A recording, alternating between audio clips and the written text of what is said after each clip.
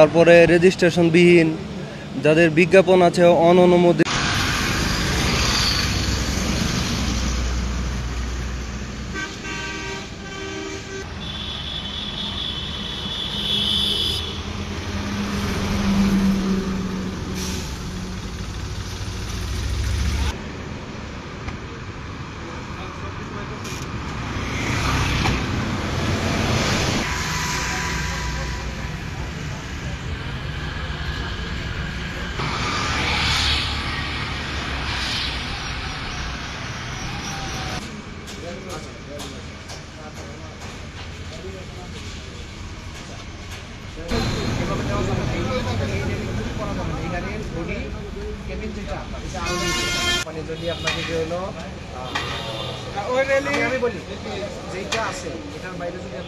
এর পক্ষ থেকে আমাদের প্রতিদিন মোবাইল কোর্ট পরিচালিত হয়, তারই অংশ হিসেবে আজকেও আমরা এই ঢাকা বাইপাস এলাকায় করছি।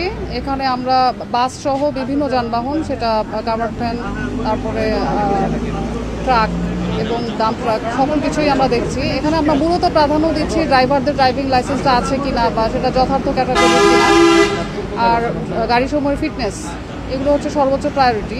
আর আরেকটা জিনিস যেটা দেখা হয় যে ওভারলোডের মাধ্যমে রাস্তা ক্ষতিগ্রস্ত হয় ব্যাপকভাবে সারা দেশে, তো এটার জন্য ওভারলোড যাতে না করতে পারে সেজন্য আমরা গাড়িতে যে আলাদা রেলিংগুলো ব্যবহার করা হয় সেটার বিরুদ্ধেও ব্যবস্থা নিচ্ছি।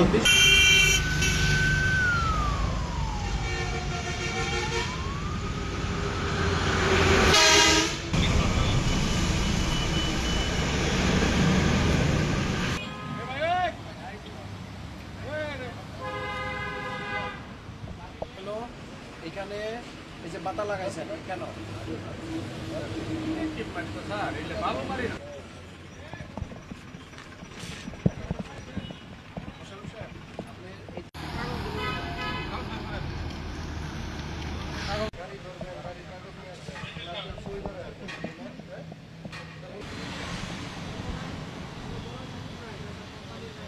আমরা হচ্ছে ফিটনেসবিহীন, তারপরে রেজিস্ট্রেশনবিহীন যাদের বিজ্ঞাপন আছে অননুমোদিত, অর্থাৎ কর্তৃপক্ষের অনুমোদনবিহীন যে বিজ্ঞাপন, এগুলোর বিরুদ্ধে আমরা ব্যবস্থা নিচ্ছি।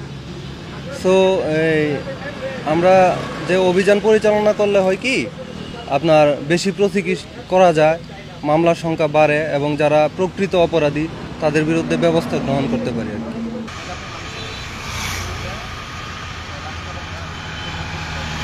কি গাড়ি চালাই 20-16 ড্রাইভার, লাইসেন্স হইল হালকা, এই কারণে আমরা মামলা দিছি। আর এলইডি লাইটের জন্য অভিযান ভালোই মোটামুটি, মানে কাগজপাতি ঠিক আছে নাকি না আছে দেখতেছে, এরা পারফেক্ট নাকি, হ্যাঁ ড্রাইভিং ঠিক আছে নাকি।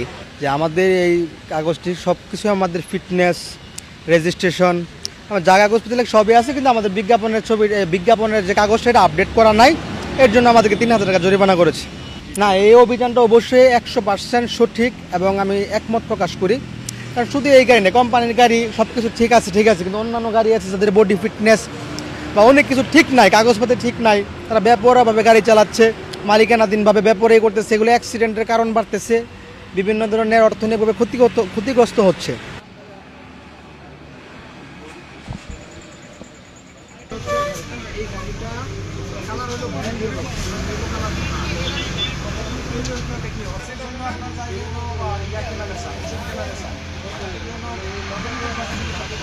এই